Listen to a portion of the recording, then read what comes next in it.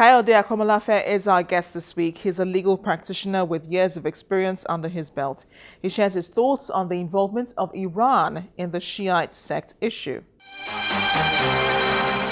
Well, one needs to understand the history of the Shiite organization led by el-Zakzaky, and when one understands the challenges the organization has constituted to the liberty and freedom of other citizens living in that part of the country, one would understand the background against which the incident involving the convoy of the Chief of Army Staff took place. One is aware that in the past, a past governor who then was the serving governor of the state, had been made to go through the same ordeal of being asked to come down from his vehicle and to take a long walk down that street because of members of the sect prevented his convoy from driving through. But of course, one needs to understand that for the head of the army, it's a different kettle of fish. When you ambush the convoy of the Chief of Army Staff, it becomes a security threat to him. And of course, his security details will obviously not take kindly to that. But if one goes by that clip that I watched, I think the officers took their time and they did quite well in trying to convince the members of the sect from preventing the convoy to have access. Do you think that the military violated their rights by going to their camp and, attacking the sect members? Well, as I said, until one has convincing and compelling evidence to come to a conclusion that the rights of the members of the sect were violated, one cannot say so until some proper investigation has been carried out. However, one must also understand that people who live in that part of the country have complained over the years of the members of the sect actually violating the rights of other residents of that part of the country. And of course, by the time you have a situation where members of the sect would engage the military, prevent the Chief of Army Staff, who is the symbol, the icon of the Nigerian army, from having safe drive through that road, one can understand the background against which the quote-unquote invasion of the camp of a sect took place. Now, what transpired when the soldiers went to the camp of a sect remains to be known. And until that is known, one really cannot say whether the rights of members of the sect were violated or not. Well, one of the fallouts of this incident is the fact that Iran became involved, calling the sect's leader, Ibrahim Zakzaky, over the phone while the army raided and laid siege on his residence in the camp. And then there have been protests in the Arab world at Nigerian embassies saying they need to release Zakzaky, but the military has said the army has said they do not have him in their custody. Now, is there any reason why Iran should be involved in this, or any of the countries in the Arab world, why they should be concerned about what has happened? Of course, one would understand Iran's position from the perspective of the fact Iran is home to a sizable number of Shiite Muslims. But also the other perspective that one should consider is the fact that Iran wants to be relevant in the world theater of events. So, of course, Iran, rather than Saudi Arabia, would want to take a position. What one would have expected is that Saudi Arabia, as a custodian of the Islamic faith, should have taken a position rather than Iran. So one finds it curious that Iran would speak ahead of Saudi Arabia. Until now, from what I know, Saudi Arabia has not made any comments regarding this.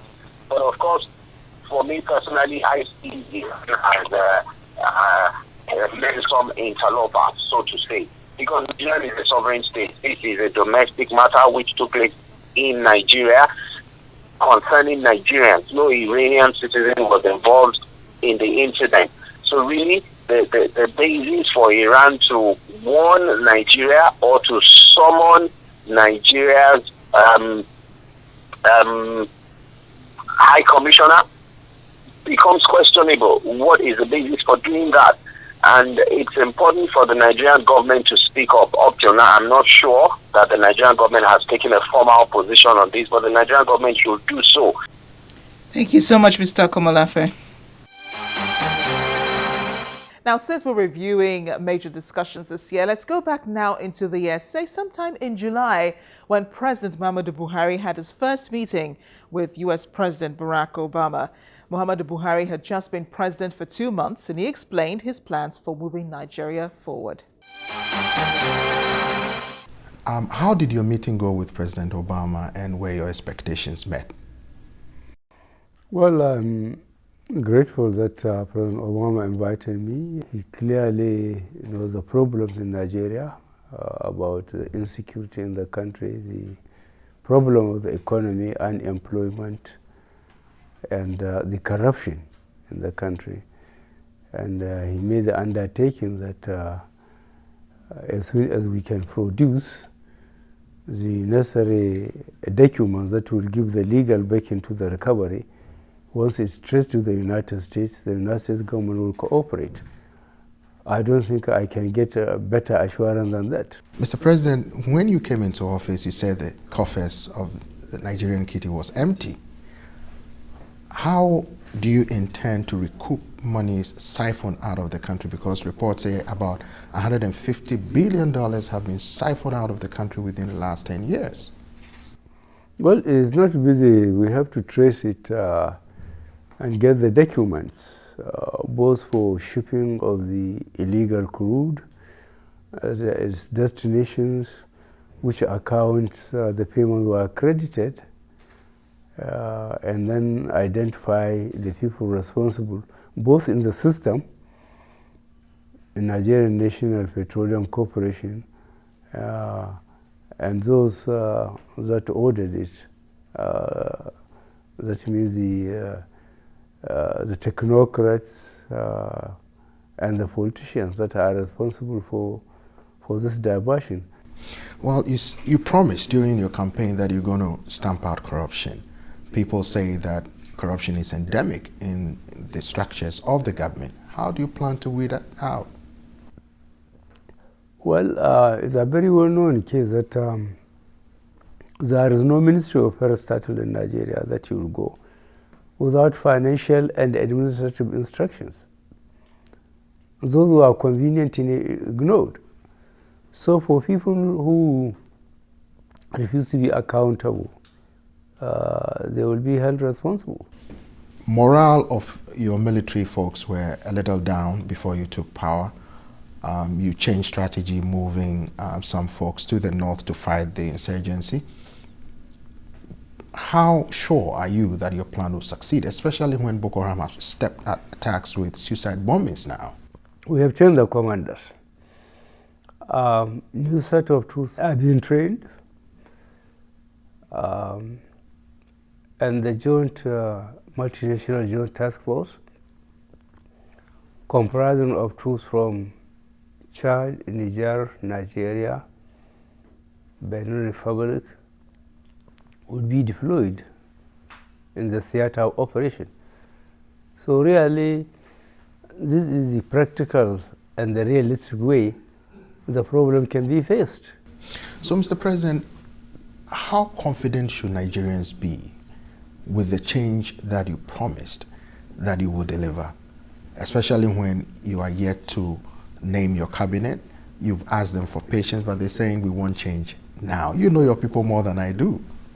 Well, if you follow up developments, the 8 governments of the former ruling party, the PDP, 8 governments, find out none of them formed its government within 2 months of its swearing in. So why so much pressure has been brought on APC to act with immediate effect, especially when there are so many things wrong? So, talking about the APC, we recently read about the rancor in the Senate and the House of Reps fighting among themselves, and people are saying, well, why are they giving the president a hard time? So, they asked that you step in to try to resolve some of these impasses. Why not act, Mr. President? They asked. Well, you have to look very hard at the constitutional position. The National Assembly, the upper and the lower houses, they have got their own system of choosing their leaders. And among the system is what they call rating among their colleagues. If you check, there was a heavy attrition of the members of the National Assembly. More than 70% of them didn't come back to the National Assembly. So the remaining 30% are those that have experience of running the National Assembly, both upper and lower houses.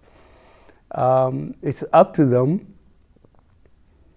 to choose their leaders. But certainly the party has a role.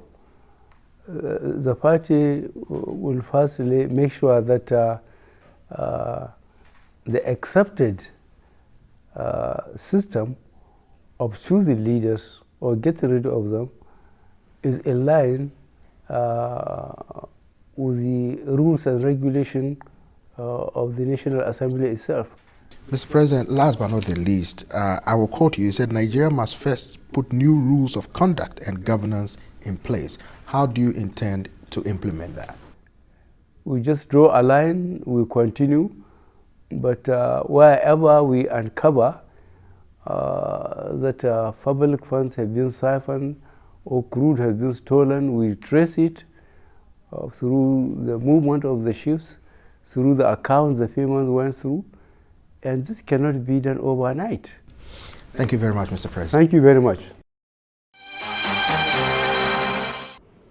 That's the program this week. Thanks for watching. I am Amarachi Ubani. Write or tweet to us using any of the addresses showing on your screen. I'll see you in the new year, God willing.